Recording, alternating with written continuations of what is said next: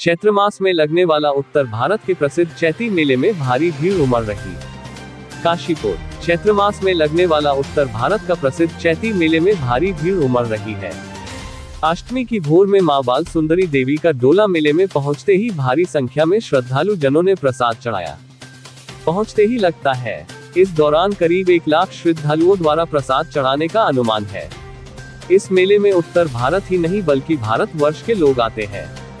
माता मंदिर में ही विराजती है और भक्तों पर कृपा कर उनके कष्टों को हरती है। इस मंदिर में किसी देवी की मूर्ति नहीं बल्कि एक पत्थर पर भुजा का आकार गढ़ा हुआ है, इसी की पूजा होती है।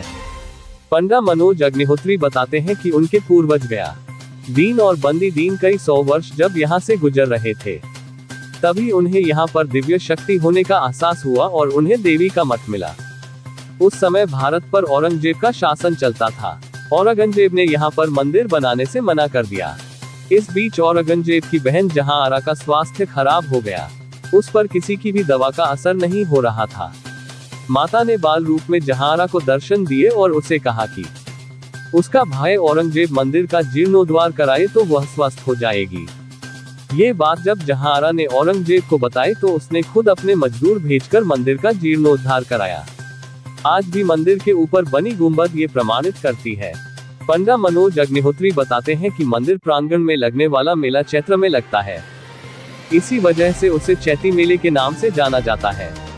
चैत्र माह की सप्तमी की रात में माता की सोने की मूर्ति नगर देवी मंदिर से डोले के रूप में बाल सुंदरी मंदिर पहुंचती है। इस दौरान ढोल नगाड़ों के साथ हजारों श्रद्धालु माता के डोले के साथ चलते हैं। प्राचीन काल से ही डोले के साथ मजबूत सुरक्षा व्यवस्था भी रहती है, जो आज भी जारी है।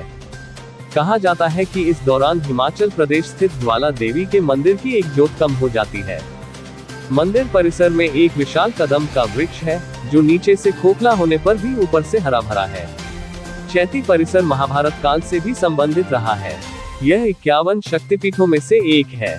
चैत्र नवरात्रि में अष्टमी, नवमी व दशमी के दिन यहाँ श्रद्धालुओं का समूह उमड़ पड़ता है। पहले यहाँ देवी मंदिर में बलि भी चढ़ाई जाती थी। सरकारीकरण होने के चलते इस मेले का ऐतिहासिक स्वरूप बदलता जा रहा है।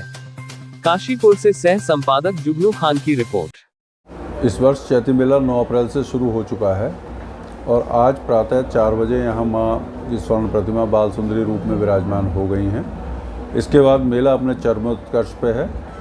आज सुबह से अब तक लगभग भारी संख्या में, कम से कम मैं समझता हूँ 1 लाख से ऊपर श्रद्धालुओं ने यहाँ माँ के दर्शन करे हैं इस मंदिर में, और आगे आने वाले दिनों में भी ऐसी ही भीड़ रहने की पूरी अपेक्षा है। यात्रियों की सुविधा के लिए मंदिर परिसर में ही एक 2 मंजिला धर्मशाला का निर्माण हुआ है, जिससे यात्रियों को काफ़ी राहत मिली, और एक नए शौचालय का हमने मंदिर परिसर में भी निर्माण कराया है, ताकि महिलाएं बच्चे उसका इस्तेमाल कर सकें।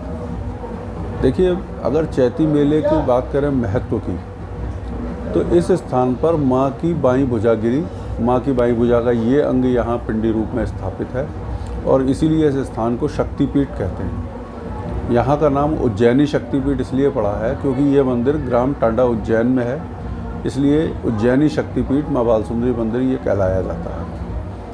शक्तिपीठ में माँ विराजमान है, और माँ की बाल सुंदरी रूप में जो प्रतिमा यहाँ आकर विराजमान होती हैं अष्टमी को, तो उसके बाद इस दरबार का महत्व इतना बढ़ जाता है कि यहाँ पर कोई भी दुखी व्यक्ति आके अपनी अगर अरदास लगाता है तो माँ उसके सारे दुख दूर कर देती हैं, और सच्चे मन से मांगी गई कोई भी मनोकामना यहाँ अवश्य पूरी होती है, ऐसा हम लोगों का विश्वास है। माँ अपनी संपूर्ण शक्तियों के संग यहाँ पूर्ण रूप से विद्यमान है, और इन विशेष दिनों में अष्टमी से चतुर्दशी तक चैत्र नवरात्रों में मांगी गई हर मनोकामना यहाँ माँ पूरी करने के लिए वचनबद्ध है। देखिए, एक चीज़ और विशेषता मैं बताना चाहूँगा कि यहाँ भीड़ में जो आपने देखा होगा कि दर्शन काफ़ी दूर से श्रद्धालुगण करते हैं। हम पंडा लोगों की ऐसी मान्यता है कि यहाँ श्रद्धालु को माँ के दर्शन हो पाएँ या ना हो पाएँ, मगर माँ अपने भक्तों के दर्शन करती है, और माँ के सामने से जो भक्त निकल गया और माँ ने जिस भक्त के दर्शन कर लिए, उसकी समस्त जितनी भी परेशानियां हैं वो सब दूर हो जाती हैं और समस्त मनोकामनाएं पूरी होती हैं, ऐसा हम लोगों का विश्वास है और अनुभव में भी आया है। यात्री जो प्रतिवर्ष आने वाले हैं वो अपने अनुभव बताते हैं, तो बहुत सारे लोग ऐसे हमें बताते हैं कि उनकी मनोकामनाएं जो उन्होंने पिछले साल मांगी थी वो पूरी हो गई। हमें भी सुन के बहुत खुशी और हर्ष का अनुभव होता है और कामना करते हैं कि माँ ऐसे ही जगत का कल्याण करती रहें और दुखियों के दुख दूर करती रहें। देखिए, ये बात पूरी तरह सत्य है और इसके पीछे इस मंदिर का इतिहास भी छुपा हुआ है। दरअसल यहाँ पर सबसे पहले हमारे पूर्वज पंडित श्री गयादीन बंदीदीन जी 4 धामों की यात्रा करते हुए आए थे। उस समय भारत में ये मान्यता थी कि अगर तीर्थ द्रोणासागर में स्नान न करा जाए तो 4 धामों की यात्रा पूरी नहीं होती। तीर्थ द्रोणासागर हमारे काशीपुर में स्थित है। इसी कारण वो लोग यहाँ आए और उन्होंने तीर्थ द्रोणासागर में स्नान किया। यातायात के साधन इतने तीव्र नहीं होते थे, इसलिए श्रद्धालु जहाँ भी दर्शन करने या तीर्थ स्नान करने जाते थे वहाँ कुछ दिन ठहर जाते थे। इसी क्रम में हमारे पूर्वज भी इस स्थान पर ठहरे और उसके बाद वो आसपास के क्षेत्र में भ्रमण करने लगे। भ्रमण करते करते जब वो इस स्थान पर पहुँचे तो उन्हें यहाँ माँ की शक्ति का आभास हुआ। स्थान को गौर से देखा तो यहाँ माँ पिंडी रूप में उन्हें प्राप्त हुई। उसके बाद रात में स्वप्न में माँ ने उनको अबोध कन्या के रूप में दर्शन दिए और उन्हें ये बताया कि मैं यहाँ साक्षात शक्तिपीठ रूप में विराजमान हूँ और आप लोग अब यहीं सेवा करो। उन्होंने यहीं रुक के माँ की सेवा को ही अपने जीवन का ध्येय बना लिया और यहाँ सेवा करने लगे।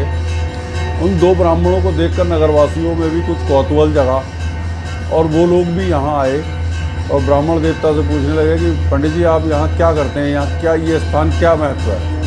तब उन्होंने बताया कि यहाँ माँ साक्षात रूप में विराजमान है और हमें यहाँ की सेवा करने का आदेश प्राप्त हुआ।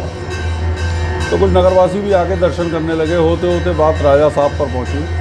उस समय कुमायूं में चंद्रवंशीय राजाओं का राज था। राजा साहब तक जब बात पहुंची तो राजा साहब ने उस स्थान पर पिंडी के ऊपर एक छोटा सा मठ जो आज भी मौजूद है वो बनवा दिया। उसके बाद नगरवासियों की इच्छा हुई कि यहाँ पर माँ का एक मंदिर बनना चाहिए। उस समय हिंदुस्तान में औरंगजेब का शासक था और औरंगजेब के शासनकाल में ये ऐसी मान्यता थी कि कोई भी मंदिर बिना इजाज़त के नहीं बनाया जा सकता था। तो राजा साहब ने संदेशा भेजा बादशाह के दरबार में मंदिर बनाने की इजाज़त के लिए और बादशाह ने मना कर दिया। उसके बाद ये बताते हैं कि बादशाह की बहन जहांआरा, जिसे वो दुनिया में सबसे ज़्यादा चाहता था, वो बीमार पड़ गई और बादशाह के काफ़ी, क्योंकि वो तो बादशाह थे, तो दुनिया भर के नीम हकीम और काफ़ी इलाज कराने के बाद भी जब कोई लाभ नहीं हुआ तो बादशाह की बहन को स्वप्न में एक कन्या ने दर्शन दिए और कहा कि अपने भाई से कहो कि मेरा जो मंदिर बनवाने से मना करा है वो मंदिर बनवा दें, तुम ठीक हो जाओगे। जहांआरा ने सुबह ये स्वप्न अपने भाई साहब को बताया और भाई साहब ने तुरंत बिना कुछ सोचे समझे राजा साहब के पास संदेशा भिजवा दिया कि आप मंदिर बनवा लीजिए।